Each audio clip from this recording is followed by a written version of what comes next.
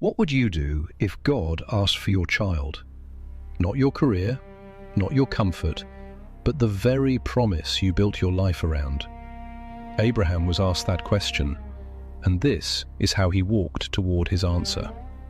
Abraham, his son, walks toward stone, the promise, the laughter, the future, all balanced on a boy's breath.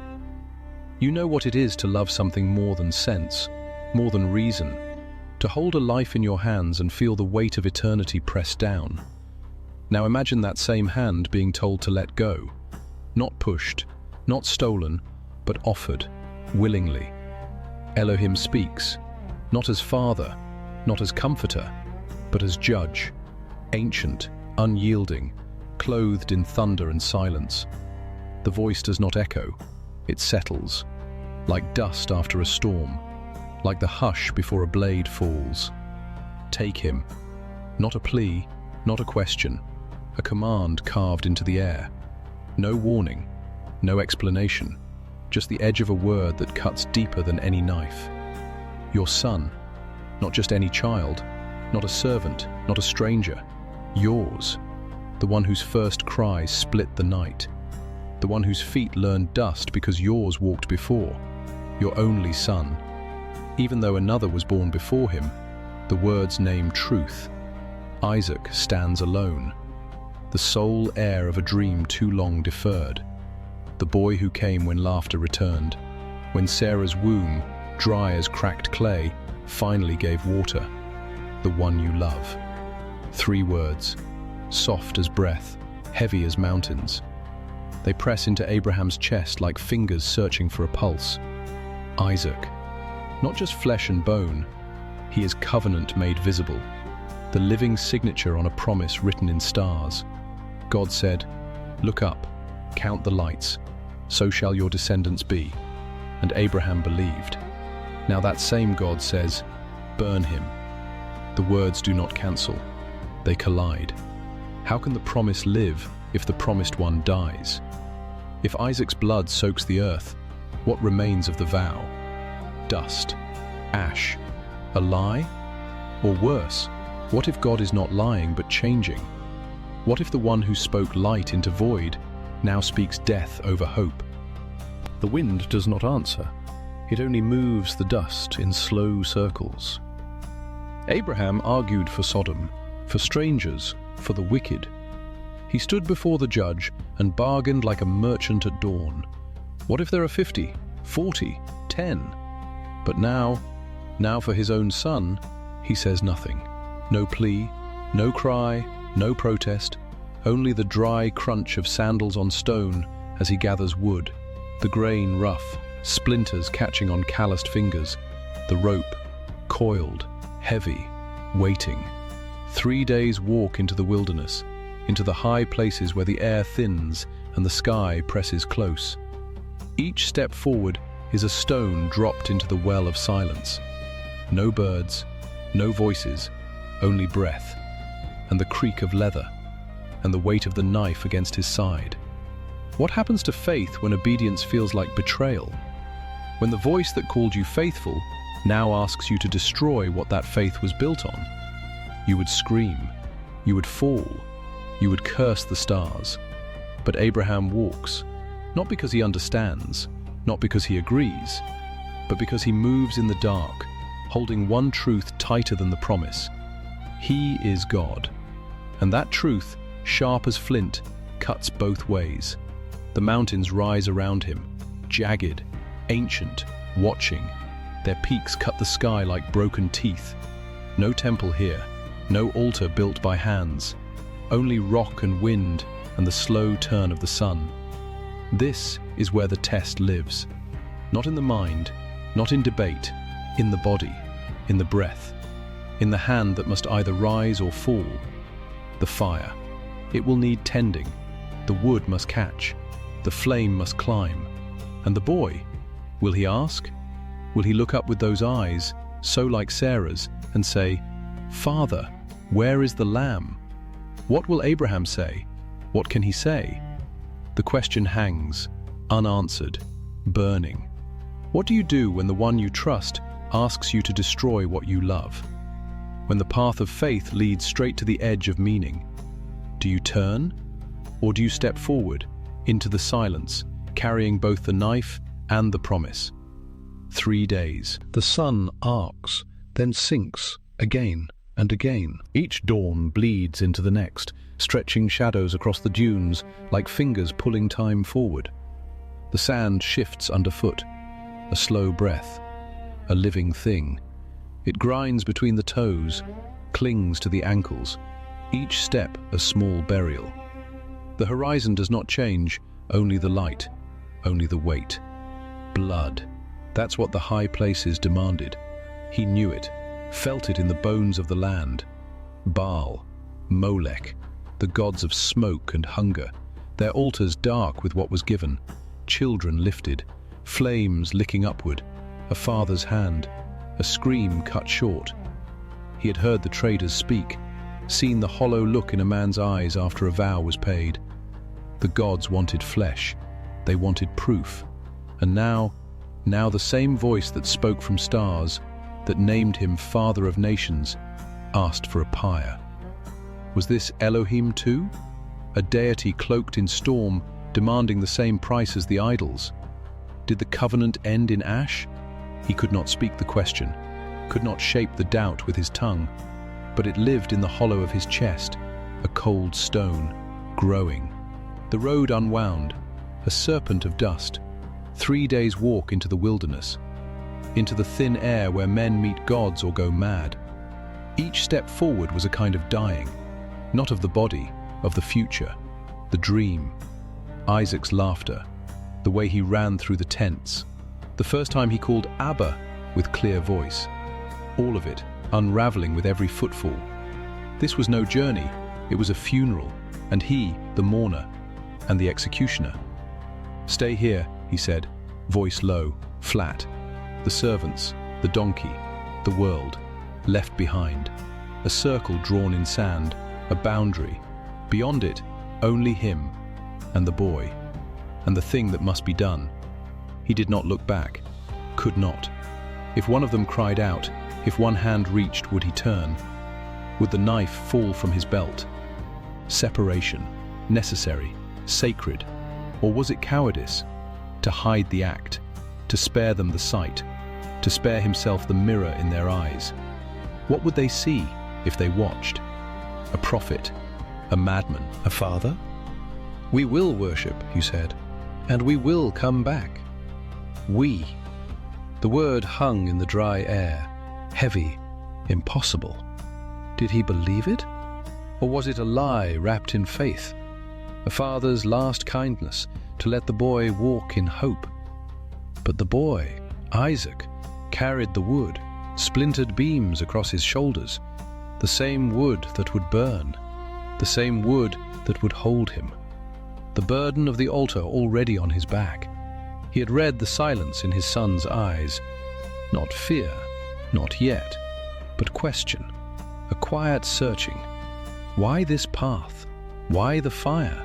Why the knife in your hand, Father? And he had no answer, only the plural pronoun. We will return, as if resurrection were already written in the grammar of trust. Hebrews would say centuries later that he reasoned God could raise the dead. But here, in the dust, in the heat, that was not theology. It was a thread, a breath, a decision made in the dark before the mind could catch up. To walk, to carry, to believe the impossible, not because it made sense, but because the alternative was to deny the voice that first said, "Go." The wood on Isaac's back, rough, splintered, the bark catching on his tunic, the weight pressing into his shoulders, a son bearing the instrument of his own end. The image burned into Abraham's mind. Not metaphor, reality, the future groaning under the weight of obedience. Fire in his hand, a small flame cupped in clay. The knife, cold iron, sharp, resting against his thigh. Each a tool, each a symbol. The fire, life, warmth, purification. Now a devourer. The knife, protection, provision. Now an instrument of surrender. And the silence, not empty, full, thick. It pressed against his ears, drowned the wind, drowned his breath. The only sound, the creak of leather, the crunch of stone, the soft drag of sandals, the silence of a man who has stopped arguing, who has stopped asking, who walks not in peace, but in resolve. Every step, an act, a prayer, a breaking. Worship in the absence of understanding. Worship when the altar is not yet built. Worship when the lamb is not found. Worship when the only offering is the self, shattered, divided, laid bare. The mountains rise, not welcoming, not holy, just there, ancient, indifferent. Their faces scarred by wind, by time, by fire. No inscriptions, no carvings, only rock and sky, and the slow, inevitable approach. He does not look at Isaac, cannot. If he sees his face, if he meets those eyes so like Sarah's, he will break. The thread will snap, the silence will shatter, and the command will be undone. So he walks, eyes forward, jaw clenched, hands steady, the knife, the fire, the boy behind him, the future on his back, the past in his heart, the voice in his bones.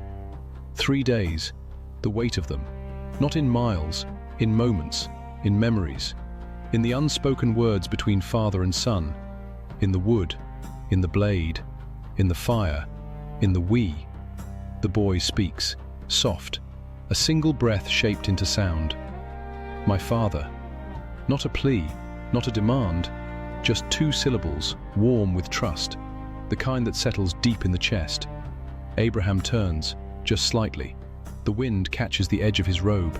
Dust spirals at his feet. Here I am, he says, voice steady, cracked but sure. The same words he spoke at the tent door when the voice first called. The same words he whispered in the dark when Sarah wept. Here I am, not because he wants to be, but because he has nowhere else to go. Isaac shifts. The wood digs into his shoulder. A splinter works loose beneath his tunic. He brushes it away. Then, where is the lamb? The question lands like a stone in still water. No echo, no ripple, just the sudden absence of breath. Abraham's throat closes. His fingers twitch toward the knife, but he does not touch it. Not yet. He looks at the altar stones, rough, grey, waiting, and he answers, God will provide himself the lamb. The words hang, thin, fragile, like spider silk in morning light. Does he believe them, or are they a raft thrown into a storm? They climb. The path narrows. One misstep and the body tumbles. Below, the valley yawns, a mouth of dust and shadow. Moriah, the place. No grand entrance, no pillar of fire, just rock, wind scoured, time worn. The kind of place where men vanish, where bones bleach under sun. Abraham stops, nods. This is it, the end of the road, the end of the dream, or its fulfillment. He begins. Stones. He gathers them, one by one, dry laid, no mortar, no ritual markings, just the weight of each piece settling into place. The altar grows, low, solid, a rectangle of silence.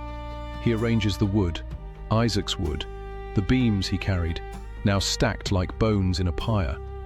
Abraham's hands do not shake. They know their work.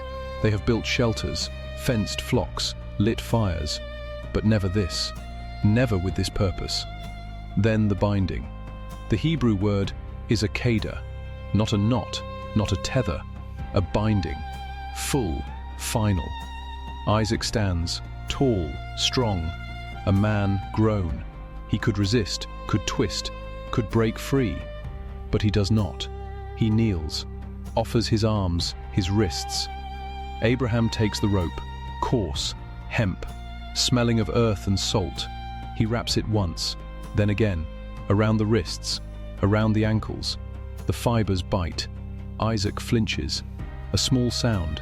Not pain, not fear, just the body registering pressure. The rope tightens. The son is bound. Not by force, but by choice, by silence, by the weight of a father's trembling hands. The submission, It cuts deeper than the knife will.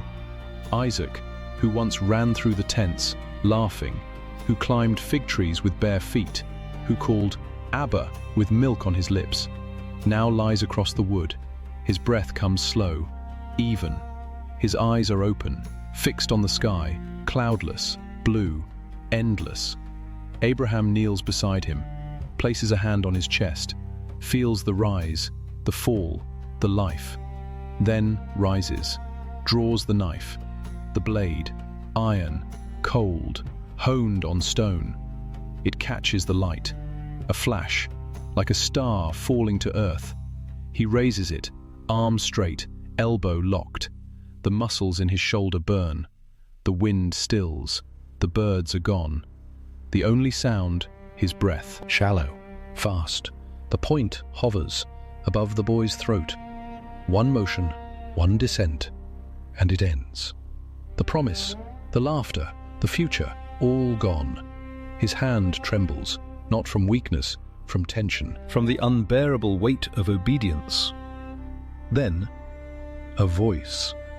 Not from the sky, not from the wind, from everywhere and nowhere. Abraham! Abraham! Sharp, clear, like a bell struck in silence. He freezes. The knife does not fall, does not rise, stays, suspended. His name, called twice, as it was at the beginning, as it is at the end. He turns, not his body, just his head, eyes wide. Here I am, he whispers. The same answer, the only answer. Now I know, the voice says. Now I know that you fear God. Not because you obeyed, but because you were willing. Willing to let go, willing to break, willing to stand at the edge and not turn back. The test was never about the knife. It was about the heart, the moment before the cut, the breath before the fall. That is where faith lives. In the space between command and action, in the silence where love and duty collide. Abraham lowers the knife, slowly. The metal glints as it descends. He drops to his knees. The rope falls from his belt. His hands press into the stone, shaking, not from relief, from release. The weight lifts, not the physical weight, the other one, the one that had crushed his chest for 3 days. He looks at Isaac, still bound, still breathing, still alive. Then, a sound, a rustle, in the thicket, dry branches snapping, a low snort. Abraham turns. There, caught in the thorns, a ram, horns tangled in the brambles, head twisted, straining, hooves digging into the dirt, its eyes wide, flaring, nostrils flared. It had been there all along, hidden, waiting, not offered, but revealed, a gift, not taken, but given. Abraham rises, walks to the thicket. The thorns tear at his robe. He reaches in, grasps the horns, thick, curved, warm. The ram resists, then stills, as if it knows, as if it understands. He leads it to the altar, unties Isaac. The rope falls away. The boy sits up, rubs his wrists, says nothing, watches. The wood, still stacked, still dry. Abraham places the ram upon it. The horns catch the light. He raises the knife again, but this time, different. Not sacrifice, but offering. The blade falls, a clean cut, blood spills, dark, warm, soaking into the wood. The fire catches, flames climb, lick at the body, smoke rises, thin, grey, curling into the sky, the scent of burning flesh. Not human, not child, but animal, whole, acceptable. The fire burns, the wind returns, carrying ash, carrying silence, carrying the end of the test, the beginning of a new name. The boy stands, the father kneels, the ram is gone, only smoke remains, and the echo of a voice, and the memory of a knife, held but not used, and the truth, written in fire, in blood, in the space between two words, "Here I am." Light, golden, pouring through torn cloud, a sudden flood across the peak, not gentle, not soft, a declaration, the mountain once shadowed, now unveiled, bathed in a fire that does not consume. This is where the old story leans into the new, where stone remembers sacrifice, where the wind carries more than dust. The wood we just saw, the splintered beams across a young man's shoulders, is not merely timber, it is a shape, a silhouette, a foreshadowing. Centuries later, another man will stagger beneath a beam of rough-hewn timber, his back torn, his breath ragged, the grain of the wood pressing into sweat-slick skin. The same mountain ridge, the same silence between steps, the same weight of purpose. Isaac's feet on the ascent, dust rising, each footprint a question, unspoken, unanswered. And then, centuries later, nails, iron spikes driven through flesh, the sound sharp, wet, final. One mountain, two sacrifices, one son spared, one son given. God will provide, spoken in the throat of despair. Not a boast, not a doctrine, a gasp, a hope flung into the void, and the void answered, first with a ram, caught, tangled, horns knotted in thorny branches, its breath loud, panting. Then, millennia later, with a man, crowned, not with gold, not with laurel, but with twisted thorns pressed into his brow, blood tracing paths down temples, dripping onto dust. The thicket gave up its victim. The world received its king. The ram's blood soaked into the same soil where, long after, another blood would seep, dark, thick, flowing from hands, feet, side, not forced, not stolen, offered, poured out. The fire on Moriah consumed a substitute. The cross outside the city wall consumed the substance. Two beloved sons, one lifted by his father's hands toward an altar, one lifted by nails onto a tree. One descended from the mountain alive, one descended from the cross dead, and then alive again. The promise preserved, the promise fulfilled. No resistance. Isaac, strong enough to break free, did not. Jesus, with legions at his call, did not. Both hands bound, one by rope, one by iron. Both silent before their killers. The only sound, the crackle of flame. The only movement, the rise and fall of a chest. The only offering, the surrender of will. Moriah. The name echoes, not just a place of testing, but a place of meeting. 2 Chronicles names it, the temple's foundation stone, the very ground where incense would rise, where prayers would gather, where blood would be shed, year after year, until the final lamb stood in the midst. The altar of Abraham becomes the shadow of Golgotha, substitution, the core of it, the heart of it.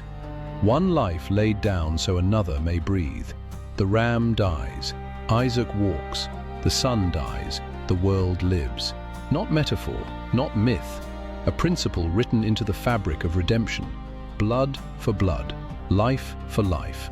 The debt transferred, the penalty borne. Then John's voice, raw, clear, cutting through the Jordan's mist. Behold, a single word, a command to look, to see. Not a lamb for a boy, but the lamb, for all, for you, for me. The one who takes, who carries, who removes. The sin, not of a father's test, but of a fallen race. Abraham climbed with a knife in his belt. God descended with a son in his arms. And when the hour came, he did not stay his hand. He who spared Isaac did not spare his own son. Romans speaks it plain. The test Abraham endured, God completed. The knife was lowered. The cross was raised. The shadow of the cross, no, not shadow, echo, was already on that mountain. Long before nails, before wine mingled with myrrh, before the sky turned black at noon, it was there, in the thicket, in the ram, in the father's trembling hand, in the son's open eyes. The cross was always the plan.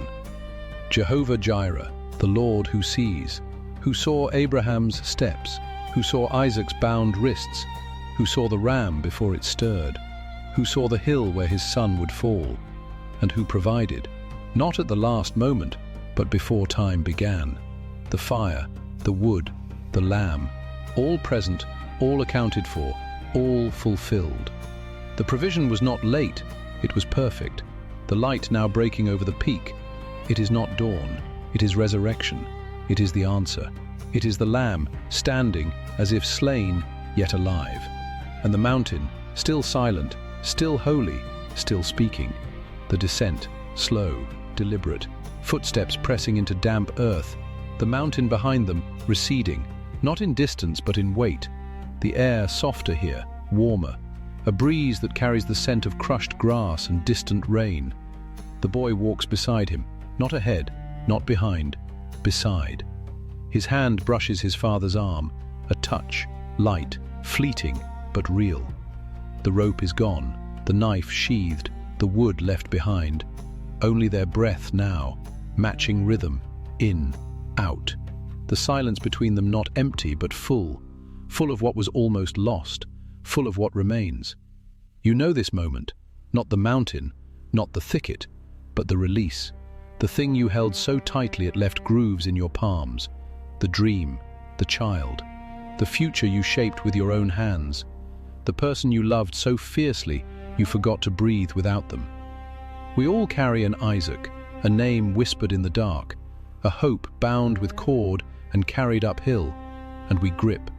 We grip until our fingers ache, until the love becomes a chain, not for them, for us.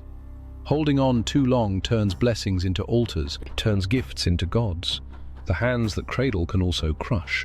The heart that protects can also possess. We build shrines in our chests. We light fires for what we cannot live without. And we forget, offering is not loss, it is return. It is saying, this was never mine to keep. Faith is not the strength to hold. It is the courage to open, to unclench, to let the wind take what you cannot carry down the mountain, to stand in the open field and say, I release you. Not because I stopped loving, but because love is not ownership, it is surrender. And there, where the hand opens, there the provision waits. Not in the clutch, not in the strain, but in the space where your fingers finally relax. The ram was never in the thicket for Abraham. It was there for you. For the moment your knees give way, for the breath after the sob, for the instant you stop bargaining and start trusting. What are you still holding? Not in your hands, in your chest. The job, the relationship, the body that won't heal, the child who won't come home, the dream that dissolved. What name lingers on your tongue like a prayer you're afraid to finish? Listen, the altar is not empty. The fire already burns. The offering has been made, not by you, for you. The thorns pressed into his brow, the wood across his shoulders, the breath that stilled. He was caught. He was given. He was enough. You don't have to prove your love. You don't have to earn the provision. It is already spilled, already rising, already covering the ground where you stand. Now, walk into the green, into the hush. The hills roll gently, endless, soft under a sky the color of breath. No commands, no tests, no knives, only pasture, only rest. The grass yields beneath your feet, cool, damp. The air hums with the sound of nothing. No voice, no wind, just the quiet pulse of being held. Lie down. Feel the earth beneath you, solid, kind. The weight of your body accepted, the tension in your shoulders melting. The breath deepens, the chest rises, falls, rises, falls. No need to speak, no need to move. You are seen. You are known. You are carried. The Father's hand is not raised in demand. It is open, waiting, not to take, to receive, to hold what you release, to bless what you surrender. to restore what you thought was lost. Rest now, the work is done, the gift is given, the peace is real. Breathe and believe.